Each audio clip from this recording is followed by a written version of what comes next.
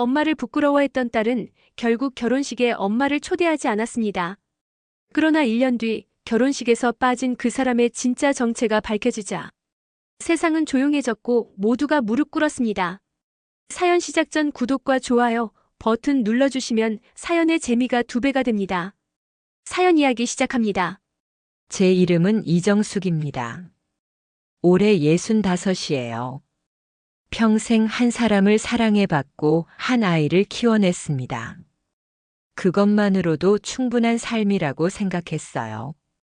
수빈이 아빠는 수빈이가 3살 때 교통사고로 세상을 떠났습니다. 그때부터 저는 혼자였어요. 친정 부모님도 일찍 돌아가셨고 시댁에서는 아들을 잃은 슬픔에 며느리까지 원망하더군요. 결국 저는 어린 수빈이를 데리고 서울로 올라왔습니다. 처음에는 정말 막막했어요. 학력도 별로 없고 특별한 기술도 없었으니까요. 하지만 손만큼은 빨랐습니다. 어려서부터 할머니 옆에서 요리를 배웠거든요. 그래서 식당 일을 시작했어요. 새벽 5시에 일어나서 밤 10시까지 일했습니다. 수빈이는 정말 똑똑한 아이였어요. 공부도 잘했고 제가 늦게 들어와도 혼자서 숙제를 다 해놓곤 했죠. 가끔 엄마 언제 집에 와? 하고 물어보면 마음이 아팠지만 그래도 이 아이만큼은 제대로 키우고 싶었습니다. 수빈이가 중학생이 되면서부터 뭔가 달라지기 시작했어요. 친구들이 집에 놀러 오려고 하면 우리 엄마는 바쁘다며 거절하더군요. 학부모 모임에 나가면 다른 엄마들과 저 사이에 보이지 않는 벽이 있는 것 같았습니다. 엄마, 나는 좋은 대학 가서 좋은 직장 다닐 거야. 그래서 엄마처럼 살지 않을 거야. 수빈이가 고등학교 2학년 때 한 말이에요. 그때 가슴이 정말 아팠지만 아이가 더 나은 삶을 원한다는 걸 나쁘게 생각할 수는 없었습니다. 오히려 제가 더 열심히 일해야겠다고 생각했어요. 대학 등록금을 마련하기 위해 식당 일 외에도 새벽 청소까지 했습니다. 손은 거칠어져 갔고 허리는 아파왔지만 참았어요. 수빈이가 서울대학교 경영학과에 합격했을 때 저는 정말 행복했습니다. 대학생이 된 수빈이는 더욱 바빠졌어요. 아르바이트도 하고 동아리 활동도 하고 친구들과 만나는 시간도 많아졌죠. 집에 오는 시간이 점점 줄어들었습니다. 엄마, 요즘 친구들이 집에 가자고 하는데 어떻게 해? 우리 집은 너무 작고 낡았어. 수빈이가 대학교 3학년 때 한 말이에요. 그때 조금 더 큰 집으로 이사했습니다. 제가 모아둔 돈을 다 쓰고 대출까지 받아서요. 수빈이가 친구들을 부르는 것보다 중요한 일은 없다고 생각했거든요. 취업 준비를 할 때도 마찬가지였어요. 영어 학원비, 토익 학원비, 면접 정장까지 모든 걸 지원했습니다. 저는 여전히 새벽부터 밤까지 일했지만 수빈이가 좋은 직장에 들어가는 것만 생각하면 견딜 수 있었어요. 수빈이가 대기업에 입사했을 때 저는 정말 자랑스러웠어요. 제 주변 사람들에게 우리 수빈이가 대기업 다닌다고 말하고 다녔죠. 하지만 수빈이는 점점 더 저와 거리를 두기 시작했습니다. 엄마, 나 이제 회사 사람들이랑 어울려야 해. 너무 자주 연락하지 마. 그 말을 들었을 때 가슴이 철렁했어요. 하지만 이해하려고 노력했습니다. 새로운 환경에서 적응하느라 바쁘겠구나 싶었거든요. 어느 날 수빈이가 남자친구를 사귄다고 했어요. 같은 회사 선배라고 하더군요. 한번 만나보고 싶다고 했더니 아직 일러라며 거절했습니다. 시간이 지나면 언젠가는 만나게 되겠지 싶었어요. 수빈이가 남자친구와 사귄 지 2년 정도 되었을 때 갑자기 연락이 뚝 끊어졌어요. 문자를 보내도 답이 없고 전화를 걸어도 받지 않았습니다. 혹시 무슨 일이 있나 싶어서 회사에 전화해봤지만 개인 연락처는 알려드릴 수 없다는 답만 들었어요. 한 달, 두 달이 지나도 연락이 없었습니다. 그러던 어느 날 수빈이의 대학 동기인 미영이를 우연히 길에서 만났어요. 아, 이모. 오랜만이에요. 수빈이 결혼 준비 때문에 바쁘다고 하던데 정말 축하해요. 그 순간 머리가 하얘졌어요. 결혼? 수빈이가 결혼을 한다고요? 저는 아무것도 모르고 있었는데. 아, 혹시 이모가 모르셨나요? 죄송해요. 미영이가 당황하는 모습을 보고 저는 억지로 웃으며 아니야, 알고 있어라고 말했어요. 집에 와서 미영이의 SNS를 찾아봤어요. 그리고 그곳에서 수빈이의 결혼식 사진을 봤습니다. 하얀 한복을 입은 수빈이가 시어머니와 함께 웃고 있는 사진이었어요. 댓글을 보니 수빈이 정말 예쁘다, 시어머니도 우아하시다는 말들이 가득했습니다. 시어머니는 정말 고상해 보였어요. 깔끔한 한복을 입고 품위 있게 웃고 있었죠. 그 사진을 보고 있는데 수빈이에게서 문자가 왔어요. 엄마 죄송해요. 결혼식이 너무 바빠서 연락을 못했어요. 엄마를 부르면 결혼식 분위기가 망가질까봐 그냥 조용히 넘겼어요. 이해해줘요. 단 한 줄의 문자. 그게 전부였어요. 저는 한참 동안 그 문자를 보고 있었습니다. 결혼식 분위기가 망가질까봐. 그 말이 계속 머릿속에 맴돌았어요. 제가 그렇게 부끄러운 존재였나요? 평생 수빈이를 위해 살아온 제가. 그날 밤 저는 결심했어요. 더 이상 서울에 있을 이유가 없다고 생각했습니다. 수빈이는 이제 자신의 가족을 만들었고 저는 더 이상 필요 없는 존재가 되었으니까요. 짐을 정리하면서 수빈이 어릴 때 사진들을 봤어요. 제 품에 안겨서 웃고 있는 수빈이, 첫 번째 생일 케이크를 앞에 두고 박수치는 수빈이, 초등학교 입학식에서 제 손을 잡고 서 있는 수빈이. 그때는 정말 행복했는데 언제부터 이렇게 멀어진 걸까요? 인터넷으로 전국의 작은 도시들을 찾아봤어요. 그리고 경남 통영의 작은 민박집이 매물로 나온 것을 발견했습니다. 바다가 보이는 곳이었어요. 사진을 보는 순간 여기서 새로 시작해보자는 생각이 들었습니다.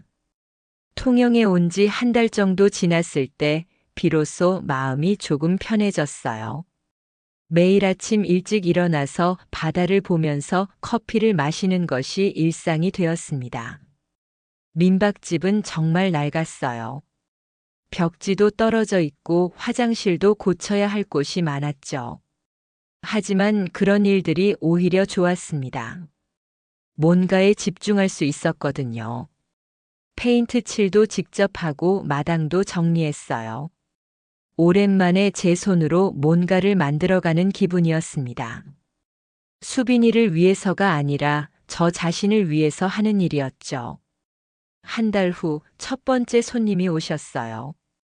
서울에서 온 부부였는데 인터넷 후기를 보고 오셨다고 하더군요. 그때 처음으로 제가 직접 차린 상을 대접했습니다. 사장님, 이 반찬들 정말 맛있어요. 어떻게 만드시는 거예요? 오랜만에 들어보는 칭찬이었어요. 수빈이는 언제부터인가 제 음식을 먹어도 맛있다는 말을 하지 않았거든요. 사실 저는 젊었을 때 요리에 꽤 자신이 있었어요. 시집 가기 전에 요리 학원도 다녔고 신혼 초에는 작은 분식집도 운영했었거든요.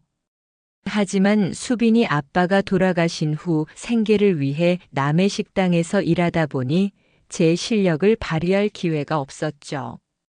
통영에서는 달랐어요. 지역 재료들을 직접 보고 만지고 맛보면서 새로운 요리법을 생각해 볼 수 있었습니다. 통영의 굴, 멍게, 바다에서 갓 잡은 생선들. 이런 좋은 재료들을 가지고 요리하는 것이 정말 즐거웠어요. 손님들이 하나둘 늘어나기 시작했어요. 처음에는 하루에 한 팀 정도였는데 입소문이 나면서 예약을 해야 할 정도가 되었죠. 저는 하루에 최대 6팀까지만 받기로 했어요. 그래야 정성을 다해서 음식을 만들 수 있었거든요. 민박집 이름을 정해야 했어요. 여러 이름을 생각해 봤지만 결국 숨은 밥상으로 정했습니다. 세상에 숨겨져 있던 진짜 맛, 그리고 제 마음도 숨겨져 있었다는 의미였죠. SNS를 시작해야 한다는 생각이 들었어요. 수빈이 덕분에 스마트폰 사용법은 알고 있었거든요. 매일 오늘의 메뉴 사진을 올리고 통영의 아름다운 바다 풍경도 함께 올렸습니다. 처음에는 좋아요가 몇 개 안 됐는데 점점 늘어나기 시작했어요. 그리고 어느 날 유명한 맛집 인스타그램에서 제 사진을 공유해 주셨더라고요. 그때부터 정말 바빠지기 시작했습니다.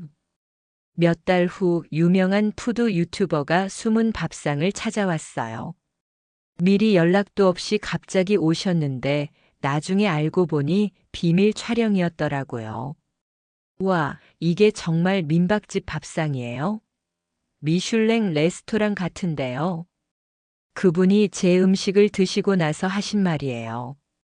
그리고 며칠 후 그 영상이 유튜브에 올라왔는데 조회수가 엄청났어요. 하루 만에 50만 뷰를 넘겼습니다. 그때부터 정말 바빠졌어요.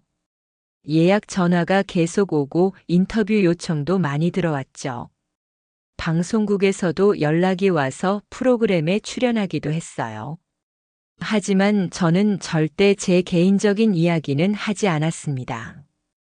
그냥 통영에서 작은 민박집을 운영하는 사람이라고만 소개했어요. 수빈이 얘기는 한 번도 하지 않았죠. 숨은 밥상이 유명해지면서 수익도 많이 늘었어요. 예약이 몇 달 전까지 꽉 차 있을 정도였죠. 유명한 연예인들도 찾아왔고 정치인들도 오셨어요. 모든 분들이 제 요리를 칭찬해 주셨습니다. 하지만 밤에 혼자 있을 때면 여전히 외로웠어요. 성공했지만 그 기쁨을 나눌 가족이 없었거든요. 수빈이는 여전히 연락이 없었고 저도 먼저 연락하지 않았어요. 가끔 손님들이 사장님, 자녀분은 어디 계세요? 라고 물어보시면 아이 없어요 라고 답했습니다. 거짓말은 아니었어요. 진짜로 저에게는 더 이상 딸이 없다고 생각했거든요. 그렇게 1년이 지났어요. 어느 여름날 평소처럼 저녁 준비를 하고 있는데 오늘 마지막 손님들이 도착했습니다. 가족 단위 손님이라고 예약할 때 말씀하셨어요. 문을 열고 나가는 순간 저는 얼어붙었어요.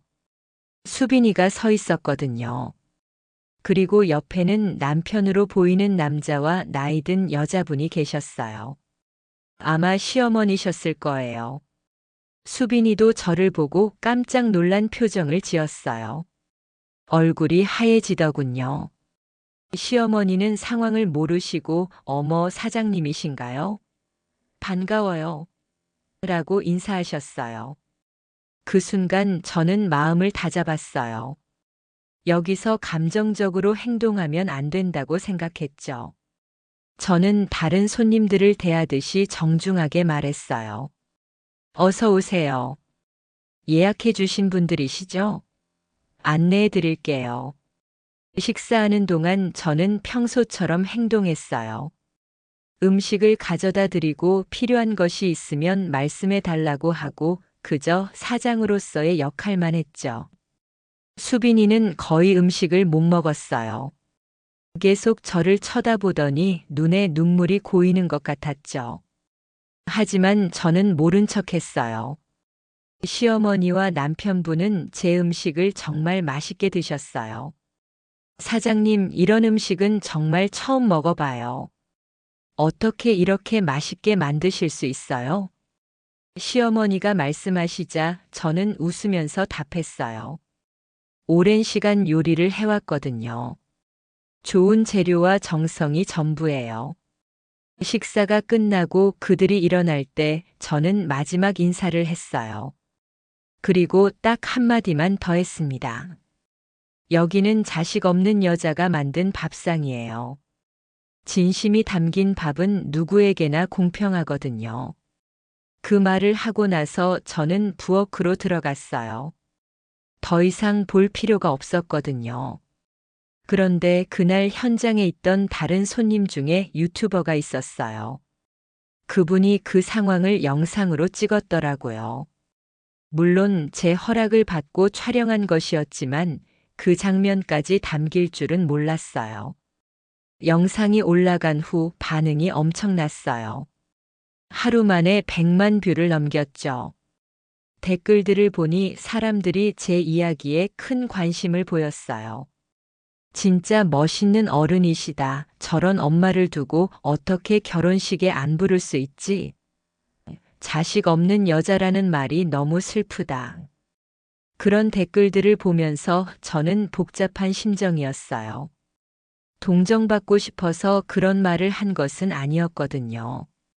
그냥 제 솔직한 마음을 표현한 것 뿐이었는데, 그 일이 있은 후 더 많은 사람들이 숨은 밥상을 찾아왔어요. 그리고 많은 분들이 저에게 이런 말씀을 해주셨어요. 사장님 같은 분이 진짜 어른이시네요. 저도 사장님처럼 강하게 살고 싶어요. 진심이 담긴 밥상, 정말 감동적이에요. 그런 말들을 들으면서 저는 깨달았어요. 제가 수빈이를 위해 살았던 시간들이 헛되지 않았다는 것을. 그리고 이제는 정말로 제 자신을 위해 살 수 있게 되었다는 것을. 수빈이에게 인정받지 못해서 아팠지만 이제는 다른 많은 사람들이 저를 인정해주고 있었어요. 그것만으로도 충분했습니다. 숨은 밥상을 찾아오는 손님들 중에는 정말 다양한 분들이 계셨어요. 가족과 멀어져서 외로운 분들, 인생의 전환점에서 고민하는 분들, 그냥 맛있는 음식이 먹고 싶어서 오신 분들. 그분들과 대화하면서 저는 많은 것을 배웠어요. 세상에는 저처럼 아픈 사람들이 정말 많다는 것, 그리고 그 아픔을 이겨내고 살아가는 사람들이 더 많다는 것을. 어떤 할머니는 아들이 해외에 나가서 몇 년째 연락이 없다고 하시더라고요. 어떤 아버지는 딸이 결혼하고 나서 며느리 눈치 때문에 만나기 어렵다고 하시고요. 모든 부모들이 저와 비슷한 아픔을 가지고 있었어요. 그런 분들에게 따뜻한 밥 한 끼를 대접해 드리는 것이 저에게는 큰 보람이었어요. 그분들이 맛있다고 말씀해 주실 때 저는 정말 행복했거든요. 지금 생각해 보면 서울을 떠나온 것은 잘한 선택이었어요. 만약 계속 서울에 있었다면 저는 여전히 수빈이의 연락만 기다리며 살았을 거예요. 그리고 점점 더 우울해졌을 것 같아요. 하지만 여기서는 달랐어요. 매일 새로운 사람들을 만나고 새로운 요리를 연구하고 제 자신을 위한 시간을 보낼 수 있었거든요. 60대가 되어서야 비로소 제 인생을 살게 된 것 같아요. 수빈이가 보고 싶지 않다고 하면 거짓말이겠지만 이제는 그 그리움이 원망으로 바뀌지 않아요. 그냥 저 아이도 자기 인생을 살아가고 있구나라고 생각해요. 요즘 숨은 밥상에는 정말 다양한 사람들이 와요. 연예인들, 정치인들, 일반인들. 모든 분들께 똑같이 정성을 다해서 음식을 만들어 드려요. 누군가는 사장님 이렇게 유명해지셨는데 더 큰 식당으로 확장하실 생각은 없으세요? 라고 물어보시기도 해요. 하지만 저는 지금이 좋아요. 하루에 6팀만 받아서 정성을 다해 대접하는 것이 제 스타일이거든요. 큰 식당을 운영하면 돈은 더 많이 벌 수 있겠지만 지금처럼 한 분 한 분께 정성을 다할 수는 없을 것 같아요.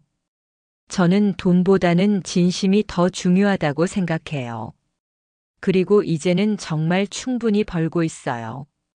수빈이를 위해 모은 돈도 많이 있고 요즘 벌어들이는 수익도 꽤 되거든요. 무엇보다 제가 하고 싶은 일을 하면서 돈을 벌 수 있다는 것이 행복해요. 그 영상이 화제가 된 후 여러 언론사에서 인터뷰 요청이 들어왔어요. 처음에는 거절했지만 나중에는 몇 개 프로그램에 출연했어요. 제 이야기를 통해 비슷한 상황에 있는 분들에게 도움이 될 수 있다면 좋겠다는 생각이 들었거든요. 방송에서도 여전히 수빈이 얘기는 자세히 하지 않았어요. 그냥 자식과 멀어진 부모라고만 소개했죠. 수빈이의 인생에 더 이상 방해가 되고 싶지 않았거든요. 사람들은 저를 진짜 어른, 멋진 여성, 강인한 엄마라고 불러주셨어요. 그런 말들을 들을 때면 기분이 좋으면서도 쓸쓸했어요. 정작 제가 가장 사랑했던 사람에게는 인정받지 못했는데 낯선 사람들이 저를 알아봐 주시니까요. 하지만 이제는 괜찮아요. 세상에는 저를 필요로 하는 사람들이 많다는 것을 알았거든요. 그리고 그분들에게 제가 줄 수 있는 것이 있다는 것도 알았고요. 요즘 제 일상은 정말 규칙적이에요. 새벽 5시에 일어나서 바다를 보며 커피를 마시고 6시부터 장 보러 나가요. 통영시장에 가면 아는 분들이 많아졌어요. 생선 장수 아저씨, 채소 파는 할머니, 젓갈 가게 사장님. 모든 분들이 저를 반갑게 맞아주세요. 사장님, 오늘도 좋은 재료 준비해 뒀어요. 텔레비전에서 봤는데 정말 대단하시더라고요. 그런 말들을 들으면 마음이 따뜻해져요. 이런 게 진짜 가족 같은 느낌이구나 싶어요. 혈연으로 맺어진 관계가 아니어도 진심으로 대하면 이렇게 좋은 관계를 만들 수 있다는 것을 배웠어요. 오전에는 장을 보고 재료를 손질해요. 점심 준비를 하고 오후에는 저녁 손님들을 위한 준비를 하죠. 바쁘지만 충실한 하루하루예요. 숨은 밥상이 유명해진 후 여러 제안들이 들어왔어요. 프랜차이즈 사업을 하자는 제안, 요리책을 내자는 제안, 요리 클래스를 열자는 제안. 정말 다양한 기회들이 있었죠. 하지만 저는 지금 하고 있는 일에 만족해요. 다만 하나 하고 싶은 일이 있어요. 제 요리 비법을 후배들에게 전수해주고 싶어요. 저처럼 어려운 상황에 있는 중년 여성들에게 새로운 시작의 기회를 주고 싶거든요. 그래서 한 달에 한 번씩 요리 클래스를 열기로 했어요. 많은 사람을 받을 수는 없지만 정말 필요한 분들에게 도움이 될 수 있다면 좋겠어요. 첫 번째 클래스에는 5분이 오셨어요. 모두 저와 비슷한 상황에 있는 분들이었죠. 이혼하고 혼자 살게 된 분, 자녀들이 독립한 후 새로운 일을 찾는 분, 남편을 잃고 혼자가 된 분. 그분들과 함께 요리를 하면서 이야기를 나누는 시간이 정말 소중했어요. 서로의 아픔을 이해하고 격려해주는 모습을 보면서 저도 많은 위로를 받았어요. 몇 달 전 수빈이에게서 편지가 왔어요. 오랜만에 받은 연락이었죠. 편지를 보는 순간 손이 떨렸어요. 엄마, 정말 죄송합니다. 그동안 제가 너무 이기적이었어요. 엄마가 저를 위해 얼마나 힘들게 살아오셨는지 이제야 깨달았어요. 텔레비전에서 엄마를 봤는데 정말 자랑스러웠어요. 그리고 동시에 너무 미안했어요. 제가 엄마를 부끄러워했던 것은 제 자신이 부끄러웠던 거예요. 가난한 환경에서 자란 것을 인정하고 싶지 않았고 더 나은 사람인 척하고 싶었어요. 하지만 이제 알겠어요. 엄마가 있었기에 제가 지금의 자리에 있을 수 있었다는 것을. 용서해 주세요. 그리고 언젠가 엄마께 제대로 된 사과를 드리고 싶어요. 편지를 다 읽고 나니 눈물이 났어요. 화가 나야 할 것 같은데 그렇지 않았어요. 그냥 이 아이도 이제 철이 들었구나라는 생각이 들었죠.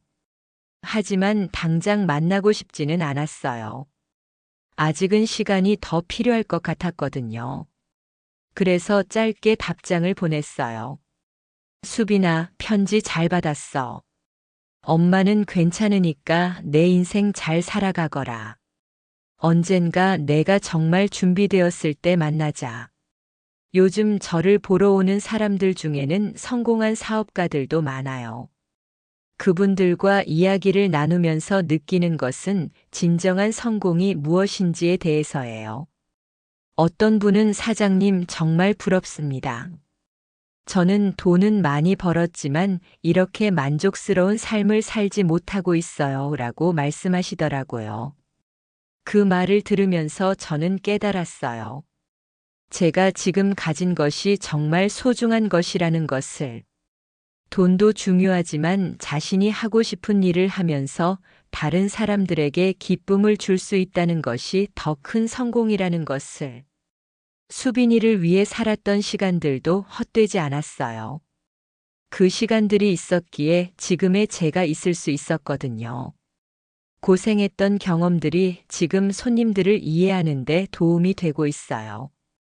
숨은 밥상을 찾아오는 단골 손님들 중에는 정말 가족 같은 분들이 계세요. 한 달에 한 번씩 오시는 서울의 할머니, 분기마다 오시는 부산의 부부, 휴가 때마다 오시는 대구의 가족. 그분들과 이야기를 나누면서 저는 새로운 형태의 가족을 만들어가고 있어요. 혈연으로 맺어진 관계는 아니지만 진심으로 서로를 아끼고 걱정해주는 관계죠. 특히 혼자 사시는 할머니들이 오실 때면 더 정성을 들여요. 그분들의 외로움을 제가 너무 잘 알거든요. 맛있는 음식을 드리고 따뜻한 이야기를 나누는 것만으로도 그분들이 기뻐하시는 모습을 보면 저도 행복해요. 통영에 온 지 2년이 되었어요. 봄, 여름, 가을, 겨울을 2번씩 보내면서 이곳이 완전히 제 삶의 터전이 되었어요. 봄에는 벚꽃이 예쁘게 피어서 손님들이 더 많이 오세요. 여름에는 바다에서 잡은 싱싱한 생선들로 요리를 만들어요. 가을에는 단풍이 아름답고 겨울에는 조용하고 평화로워요. 계절마다 달라지는 재료들로 새로운 요리를 개발하는 것이 정말 즐거워요. 손님들도 사장님, 이번 달 메뉴는 또 어떤 게 있어요? 라고 기대하며 오세요. 이런 일상이 지금의 저에게는 정말 소중해요. 누구를 위해서가 아니라 저 자신을 위해 살아가는 시간들이거든요. 가끔 정말 특별한 순간들이 있어요. 손님들이 제 음식을 드시고 눈물을 흘리실 때가 있거든요. 사장님, 이 맛이 돌아가신 어머니 손맛 같아요. 오랜만에 이렇게 정성스러운 음식을 먹어보네요. 여기 오면 마음이 편안해져요. 그런 말들을 들을 때마다 저는 제가 하는 일이 단순히 음식을 파는 것이 아니라는 것을 느껴요. 사람들의 마음을 위로하고 추억을 되살려주고 새로운 희망을 주는 일이라는 것을. 어떤 분은 사장님, 제가 힘들 때마다 여기 생각이 나요. 그러면 다시 힘이 나더라고요 라고 말씀하셨어요. 그 말을 들었을 때 정말 뿌듯했어요. 지금 저는 정말 후회 없는 인생을 살고 있어요. 물론 수빈이와의 관계는 아직 완전히 회복되지 않았지만 그것도 시간이 해결해 줄 것이라고 생각해요. 중요한 것은 제가 더 이상 누군가의 인정을 받기 위해 사는 것이 아니라 제 자신을 위해 살고 있다는 것이에요. 그리고 그런 제 모습을 많은 사람들이 좋아해 주고 있다는 것도 큰 힘이 되고 있어요. 60대의 새로운 인생을 시작한다는 것이 쉽지 않았지만 용기를 내서 정말 잘했다고 생각해요. 만약 계속 서울에 있었다면 지금처럼 행복할 수 없었을 것 같아요. 저와 비슷한 상황에 있는 분들에게 꼭 전하고 싶은 말이 있어요. 가족이라는 이름으로 상처받고 있다면 때로는 거리를 두는 것도 필요하다는 것이에요. 진정한 사랑은 서로를 존중하는 것에서 시작되거든요. 만약 그 존중이 없다면 아무리 가족이라도 건강한 관계를 유지하기 어려워요. 그리고 언제든지 새로운 시작을 할 수 있다는 것도 말씀드리고 싶어요. 나이가 많다고 혼자라고 돈이 없다고 포기할 필요는 없어요. 진심을 다하면 언젠가는 그 진심을 알아봐주는 사람들이 나타날 거예요. 숨은 밥상이라는 이름을 지을 때는 그냥 숨겨진 맛집이라는 의미로 생각했어요. 하지만 지금은 더 깊은 의미가 있다고 생각해요. 우리 모두에게는 숨겨진 능력이 있어요. 그리고 그 능력을 발휘할 기회를 기다리고 있죠. 저도 오랫동안 제 진짜 실력을 숨기고 살았어요. 수빈이를 위해 남의 식당에서 일하면서 제 꿈을 접어둔 채로요. 하지만 이제는 다르죠. 제가 진짜 하고 싶었던 일을 하면서 많은 사람들에게 기쁨을 주고 있어요. 그리고 그런 제 모습을 보고 용기를 얻는 분들도 계시고요. 진심이 담긴 밥상은 정말 누구에게나 공평해요. 부자든 가난한 사람이든 유명한 사람이든 평범한 사람이든 모든 분들께 똑같이 정성을 다해서 대접해드려요. 그게 제가 생각하는 진짜 공평함이에요. 오늘도 새로운 하루가 시작되었어요. 바다에서 불어오는 바람이 상쾌하고 오늘 올 손님들을 생각하니 마음이 설레어요. 수빈이는 가끔 안부 문자를 보내요. 아직 만나지는 않았지만 언젠가는 만날 날이 올 것 같아요. 그때가 되면 제가 지금 어떤 사람이 되었는지 보여줄 수 있을 거예요. 저는 더 이상 누군가의 엄마가 아니라 이정숙이라는 한 사람으로 살아가고 있어요. 그리고 그런 제 자신이 정말 자랑스러워요. 숨은 밥상에서 오늘도 진심이 담긴 밥상을 준비합니다. 저를 필요로 하는 모든 분들을 위해서요. 그리고 무엇보다 제 자신을 위해서요. 이것이 바로 제가 찾은 진짜 행복이에요. 늦었지만 후회하지 않아요. 지금이 제 인생의 가장 빛나는 순간이니까요. 사연 재밌게 들으셨나요? 구독과 좋아요 잊지 마시고요. 댓글로 여러분의 생각을 나눠주세요.